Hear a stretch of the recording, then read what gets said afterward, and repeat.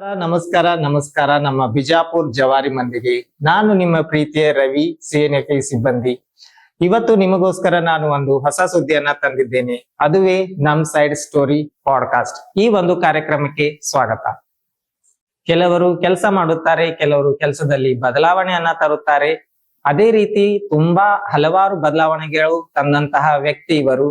ಮಕ್ಕಳಿಗೆ ದಾರಿದೀಪವಾಗಿ, ನಮ್ಮ ಮಹಿಳೆಯರಿಗೆ ಸ್ಫೂರ್ತಿಯಾಗಿ ಹೊರಹೊಮ್ಮಿದಂತ ವ್ಯಕ್ತಿ ಇಂದಿನ ಈ ಕಾರ್ಯಕ್ರಮದ ಅತಿಥಿ ಶ್ರೀಮತಿ ಸುನಿತಾ ಮೋರೆ. ಇವರಿಗೆ ನಮಸ್ಕಾರಗಳು.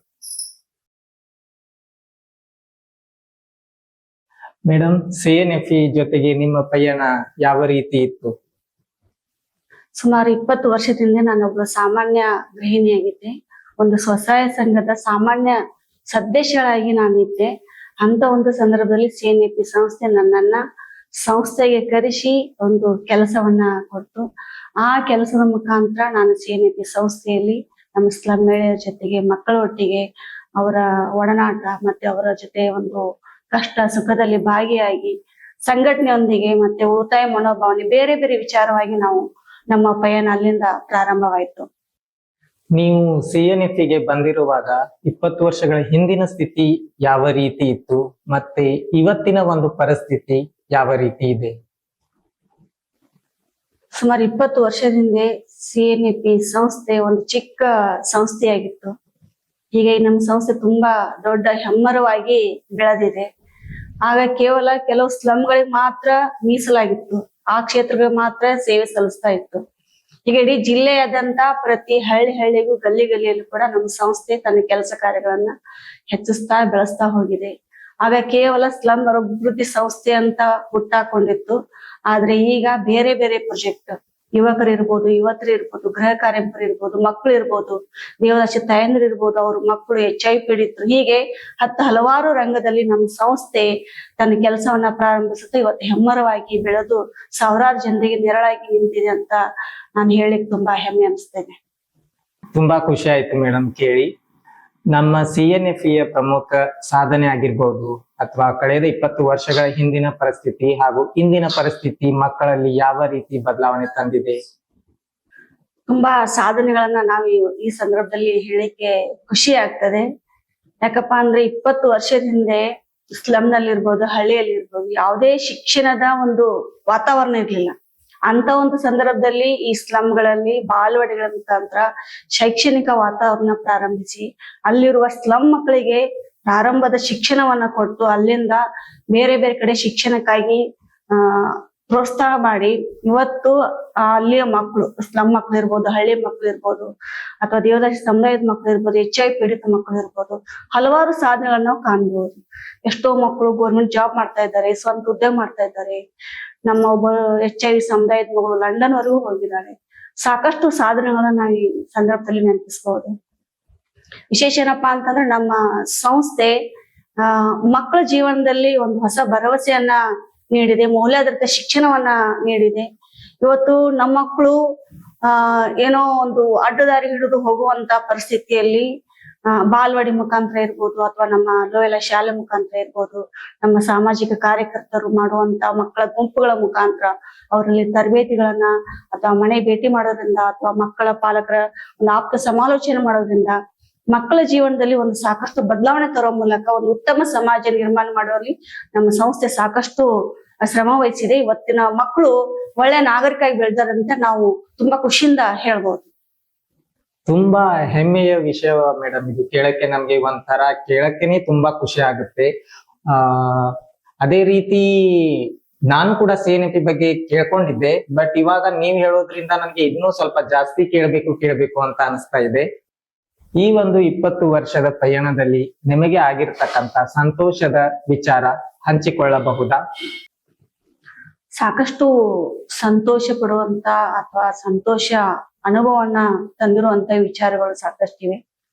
ಅದರಲ್ಲಿ ಸುಮಾರು ಒಂದು 10-15 ವರ್ಷದಿಂದ ಒಂದು ಸ್ಲಮ್ ನಲ್ಲಿ ಹಲವಾರು ಜನ ವಿಧವೆಯರಿಗೆ ಮತ್ತೆ ವಯೋವೃದ್ಧರಿಗೆ ಒಂದು ಕಂದಾಯ ಇಲಾಖೆಯಿಂದ ಪಿಂಚಣಿ ಮಾಡಿಸಿಕೊಟ್ಟಿರುವಂತ ವಿಚಾರ ತುಂಬಾ ಒಂದು ಖುಷಿ ತಂದಿರುವಂತ ವಿಚಾರ.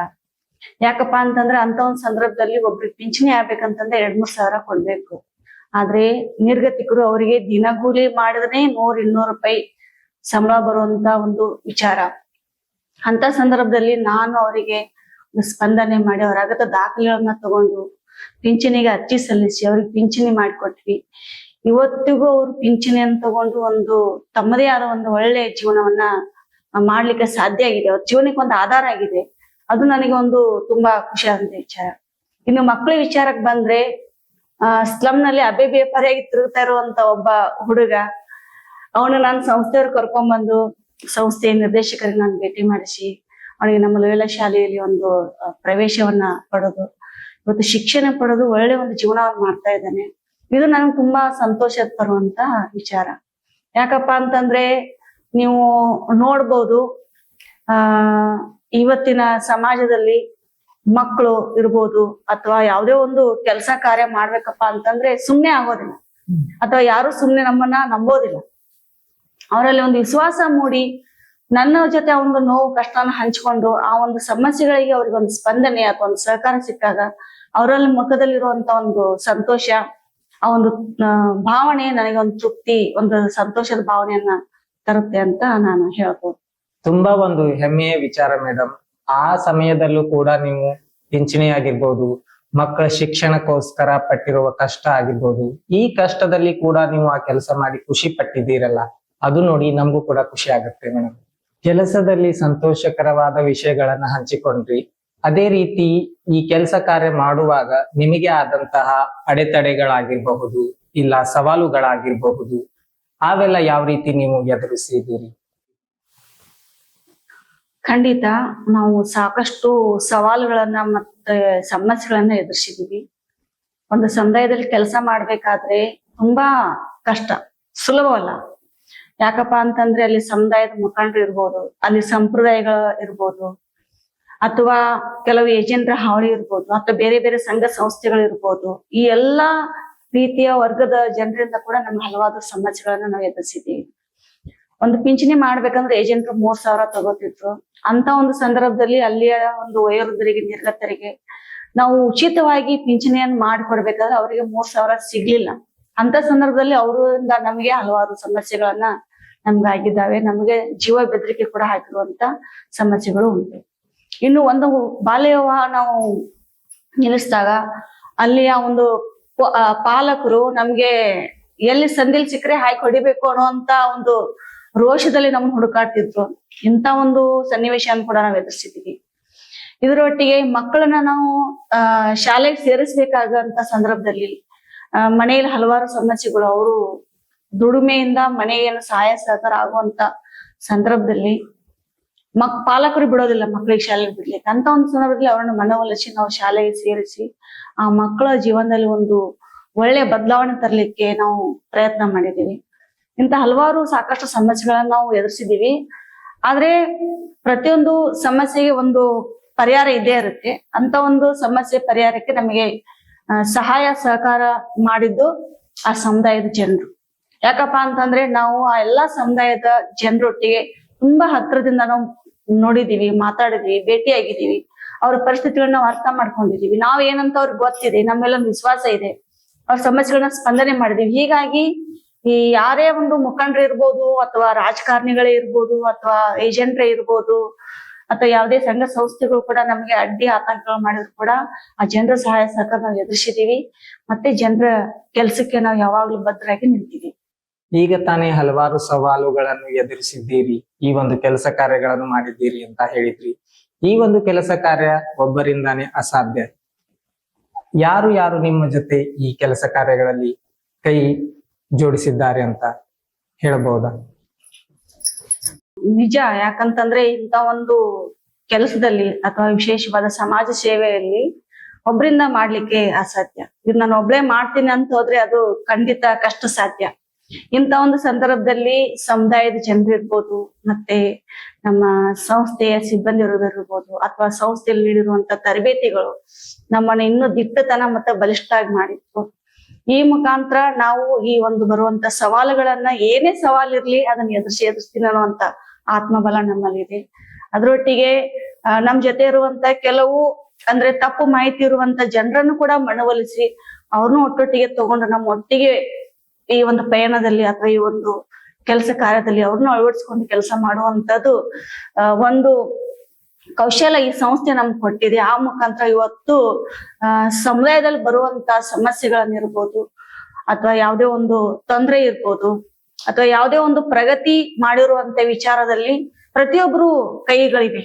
ಇಲ್ಲಿ ನಾನು ಒಬ್ಳೇ ಮಾಡಿದೀನಿ ಅನ್ನೋದಕ್ಕಿಂತ ನಮ್ಮ ಸಂಸ್ಥೆ ಇದೆ, ಸಮುದಾಯ ಇದೆ, ಸ್ಥಳೀಯ ಸಂಘ ಸಂಸ್ಥೆಗಳಿರ್ಬೋದು, ಸ್ಥಳೀಯ ಸರ್ಕಾರದ ಸಂಸ್ಥೆಗಳು ಕೂಡ ಕೈ ಜೋಡಿಸಿ ಈ ಒಂದು ಕೆಲಸ ಕಾರ್ಯ ಮಾಡ್ಲಿಕ್ಕೆ ತುಂಬಾ ಸಹಾಯ ಮಾಡಿದ್ದಾರೆ. ಇಲ್ಲಿಯವರೆಗೆ CNFA ಬಗ್ಗೆ ಹಲವಾರು ವಿಷಯಗಳನ್ನ ತಿಳಿದುಕೊಂಡಿವಿ. ಒಂದು ವಾಕ್ಯದಲ್ಲಿ CNFA ಅಂದರೆ ಏನು ನಿಮ್ಮ ಪ್ರಕಾರ? CNFP ಅಂತಂತ ಏನಂತ ಒಂದು ವಾಕ್ಯದಲ್ಲಿ ಹೇಳೋದು ಕಷ್ಟನೇ. CNFP ಏನಪ್ಪಾ ಅಂತಂದ್ರೆ ಹಸಿದವರಿಗೆ ಊಟ ಕೊಡುವಂತ ಸಂಸ್ಥೆ ಇದಲ್ಲ, ಆದ್ರೆ ಊಟವನ್ನ ಹಿಂಗ ತಯಾರು ಮಾಡಿ ನಿನ್ನಷ್ಟಕ್ಕೆ ನೀನು ಸ್ವಾಭಿಮಾನದ ಗಳಿಸ್ಕೊಂಡು ತಿನ್ಬೋದು ಅನ್ನೋದ್ರ ಬಗ್ಗೆ ನಮ್ಮ ಸಂಸ್ಥೆ ದಾರಿ ತೋರಿಸುವಂತ ಸಂಸ್ಥೆ ನಮ್ಮ ಸಂಸ್ಥೆ ಅಂತ ಖುಷಿಯಿಂದ ಹೇಳ್ಬೋದು. ಇವತ್ತು CNFA ಬಗ್ಗೆ ಹಲವಾರು ವಿಷಯಗಳನ್ನ ನಮ್ಮ ಮುಂದೆ ಹಂಚಿಕೊಂಡಿದ್ದೀರಿ. ಅದೇ ರೀತಿ ಯಾವ ರೀತಿ ನೀವು ತುಳಿದ ಬಂದ ದಾರಿ, ಯಾವ ರೀತಿ ಕಷ್ಟ ಇತ್ತು, ಯಾವ ರೀತಿ ಅದನ್ನ ನೀವು ಎದುರಿಸಿದ್ದೀರಾ ಅಂತ ತುಂಬಾ ಚೆನ್ನಾಗಿ ನಮ್ಗೆಲ್ಲ ನೀವು ತಿಳಿಸ್ಕೊಟ್ಟಿದ್ದೀರಾ.